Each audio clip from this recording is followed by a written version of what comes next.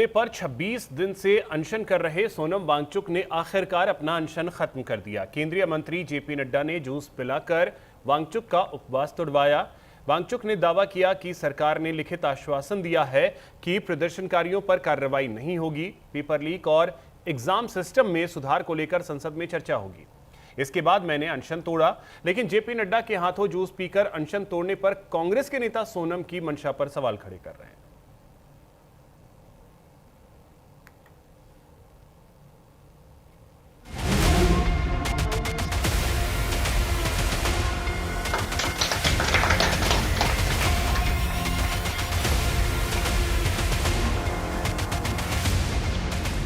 छब्बीस दिन बाद सोनम वांगचुक का अनशन मेदांता अस्पताल में टूटा।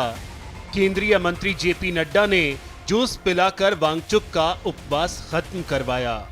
वांगचुक ने दावा किया कि लंबी बातचीत और सरकार के शांतिपूर्ण प्रदर्शनकारियों पर कोई कार्रवाई नहीं करने, एग्जाम सिस्टम में सुधार और पेपर लीक जैसे मामलों पर संसद में चर्चा कराने का भरोसा देने के बाद उन्होंने अनशन तोड़ा।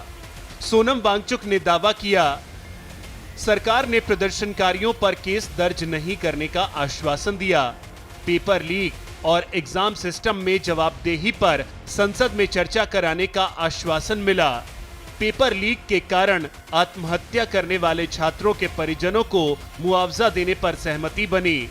65 सांसदों ने संसद में मुद्दा उठाने का भरोसा दिया, लेकिन सोनम वांगचुक के भूख हड़ताल खत्म करने पर कांग्रेस नेता उदित राज को साजिश की बू आने लगी। सोनम वांगचुक जी ने अनशन तोड़ दिया है अपना। हालांकि अनशन पर बैठे थे प्रधान जो धर्मेंद्र प्रधान के इस्तीफे के लिए, लेकिन इस्तीफा तो हुआ नहीं। लेकिन सोनम वांगचुक जी अनशन तोड़ दिए। इस बात का झटका लगेगा, हतोत्साहित भी हो सकते हैं कि सोनम वांगचुक जी ने अनशन तोड़ दिया और अनशन पर इस्तीफा को लेकर के बैठे हुए थे। इससे हतोत्साहित हो सकते हैं।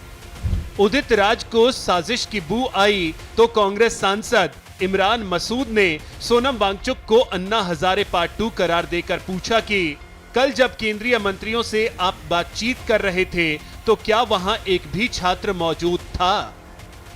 ये अन्ना पार्ट 2, 12 साल अन्ना खामोश हो गए, अब वांगचुक साहब खामोश रहेंगे। ये कुछ नहीं है इसके अलावा।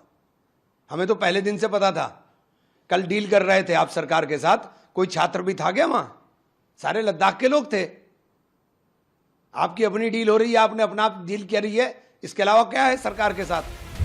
सोनम वांगचुक पर कांग्रेस सांसद के आरोपों के बाद सियासी गलियारे की तपिश बढ़ने लगी। इमरान मसूद ने वांगचुक के अनशन तोड़ने के तरीके पर सवाल उठाए तो बीजेपी ने फौरन जवाब दिया। इमरान मसूद का अभी मैंने बयान सुना है, वो कहते हैं कि सोनम वांगचुक दलाल है, सोनम वांगचुक ने ब्रोकरिंग कर दी, सोनम वांगचुक अन्ना हजारे पार्ट 2 है, वो फ्रॉड है।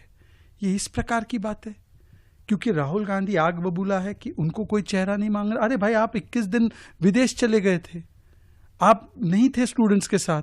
जो स्टूडेंट्स के साथ थे, जिनमें स्टूडेंट्स की आस्था है, वो उनके साथ है, वो बात को आगे बढ़ा रहे हैं। तो कांग्रेस पार्टी कभी आम आदमी पार्टी के साथ लड़ाई लड़ रही है, कभी समाजवादी पार्टी के साथ, कभी सीजेपी के साथ, क्रेडिट के लिए। वांगचुक के अनशन तोड़ने पर बीजेपी और कांग्रेस में छिड़ी जुबानी जंग के बीच कॉकरोच जनता पार्टी के अध्यक्ष अभिजीत दीपके ने आरोप लगाया कि सोनम को मेदांता अस्पताल में किडनैप करके रखा गया था। मुझे लगता है इन लोगों ने सोनम सर को किडनैप करके रखा हुआ था।